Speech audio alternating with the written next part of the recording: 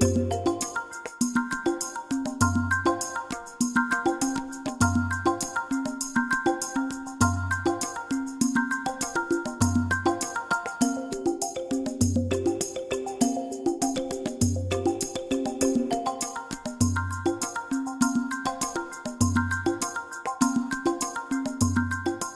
us now start by doing this particular aspect of adding the stretch and squash principle using Blender. You will remember that we had created one file which had this ball bounce animation without any principle being applied. Just locate that file, because that will be required to start work further instead of repeating the same thing again.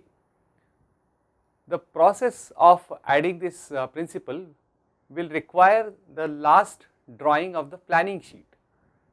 In that we have shown that for the frame number 11, which is just before the ball touches the surface, we will be adding a stretch keyframe.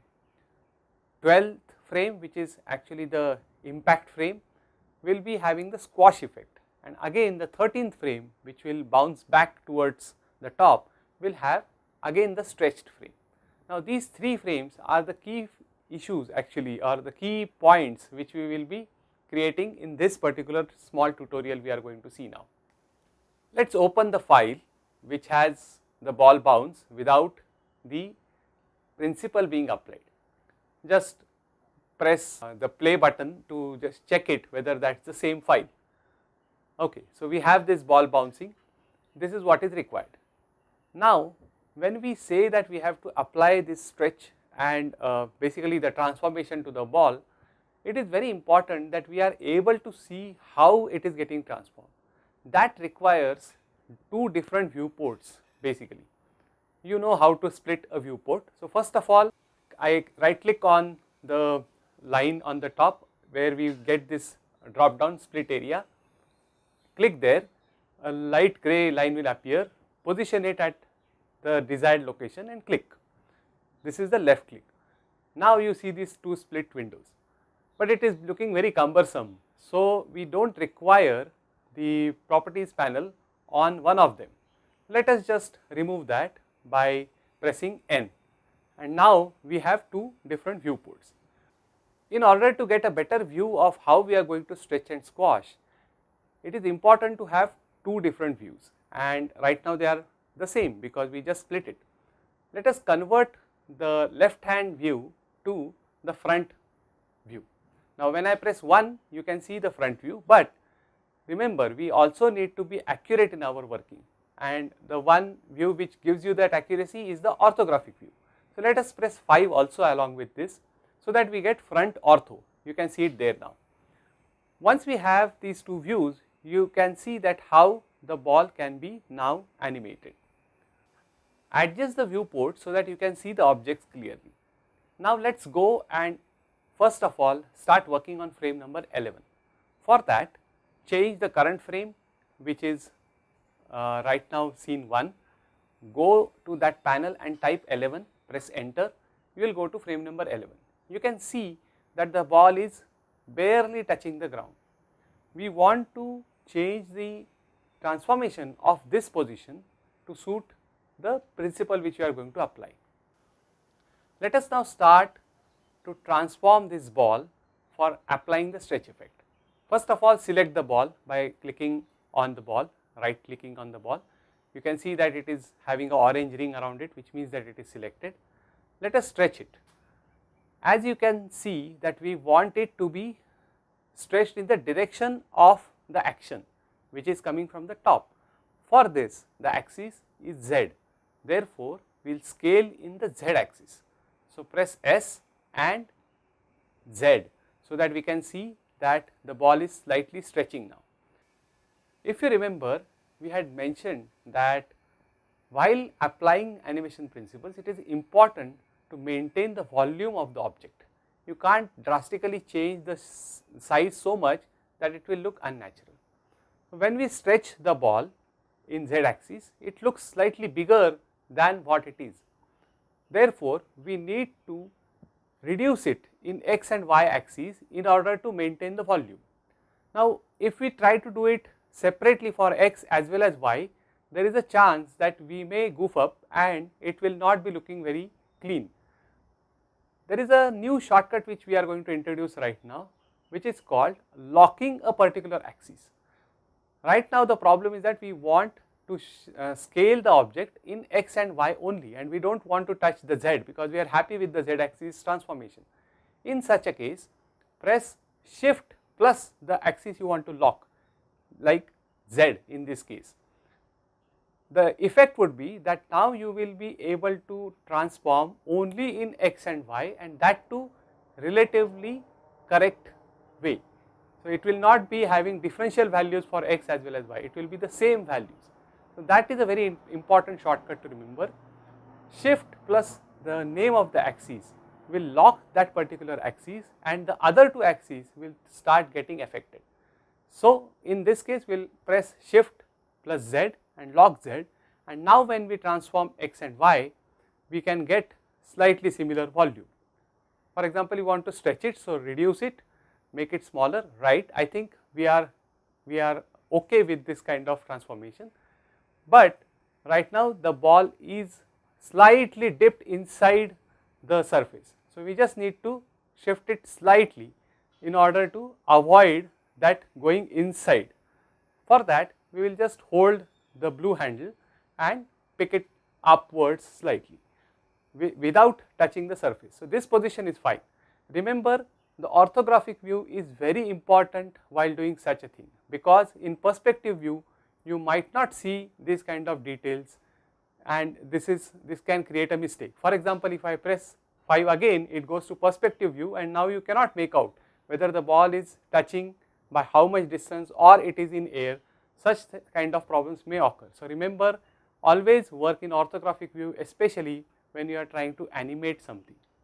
Okay, we have the 3-step procedure for creating animation keyframe.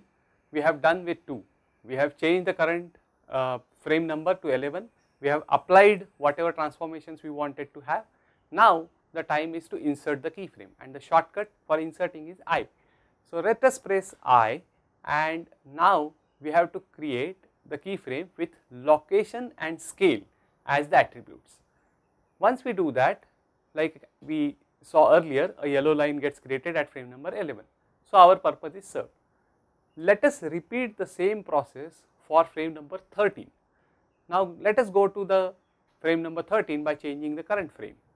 So you double click there, insert number 13 and enter. We go there and we repeat the same processes. We first scale in the z axis. It is looking slightly bigger than what it has to be, so we lock z axis by pressing shift plus z, and now we transform it into x and y together. Once we get the desired size, we leave it at that. If it is touching the ground, then we slightly pull it upwards by using the blue handle, and when we are satisfied with the position, we have to insert the keyframe by pressing I and selecting location and scale. We have done with the part where the stretch is applied.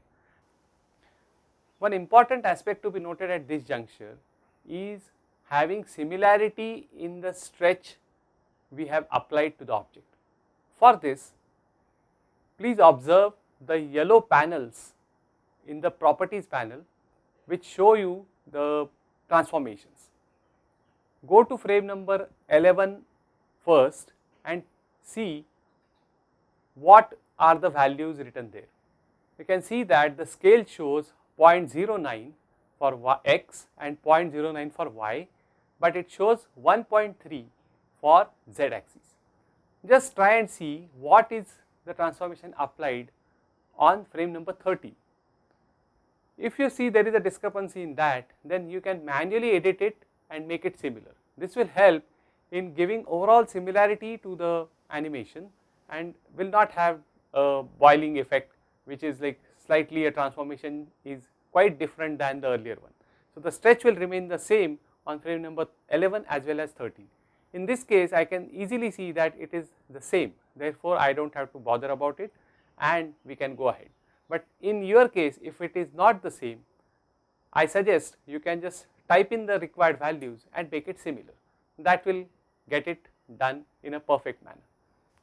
If you edit the values manually, then remember to right click on that panel and select replace keyframes, because that is important. You have changed some values, but you have not told Blender that the keyframe which I had inserted earlier has to be replaced with these values. So this is the step for that, and after you do this, you should be assured that the keyframes are in place with the similar transformations applied. Let us now move on to do the squash effect or apply the squash effect to frame number 12. We type in 12 and go to frame number 12. Here the ball is touching the ground and we can see that we want it exactly like that. Now we want to transform it first of all, because we have done the first step of our process. We have gone to the frame. Now let us apply transformations. We want to transform again in Z axis, but this time it should be reducing the height of it. Like we had extended the height in Z axis last time for stretch principle. Now we are going to reduce it. For that, select scale and Z, so S and Z, and move your mouse in order to reduce the height of the ball. You can see that it is reducing. You can reduce it further if you want to, and yeah, I think that should be fine. Now if you have reduced this, again the same problem of the volume getting changed will occur. In order to keep the volume same, let us press scale, that is S, and shift Z to lock Z axis, and now only X and Y axis will be affecting in this particular object. We will try to make it slightly similar to the volume. I think, yeah, this should be fine, and we leave at that. But you can see that the ball is still hanging in the air, and this will be told because we have the front ortho view also kept on the left hand side. Just use the blue handle and make the ball touch the surface. I think this is perfect. Now we are ready for inserting the keyframe. Press I and insert keyframe for location and scale. This will complete our process for inserting the stretch and squash principle for the ball bounce animation. Let us now see, I am really eager to see how it looks like. To review or to see the animation, let us go to frame number 1 and press the play button to see it. As you can see now, the ball is getting nicely stretched when it comes down. It is having a good squash effect when it touches the ground, and again when it goes back, it has the stretch which becomes a normal shape by the time the force reduces when it reaches the top. This is exactly what we wanted. So I suggest you can just do the same process to get this animation. As a suggestion, please refer to the earlier videos to know how to render the file, because we will not be repeating that again and again, so that you can make that animation and also take a rendered output of that. Remember to position your camera well so that your objects are seen inside the view of camera, which will make it look beautiful. An assignment is already uploaded on the site for you to think about the possible submission of this, and all the videos in this week which are related to animation will be helpful for you while doing that assignment. Remember to give importance to the planning stage so that you spend less amount of time when you are working with Blender.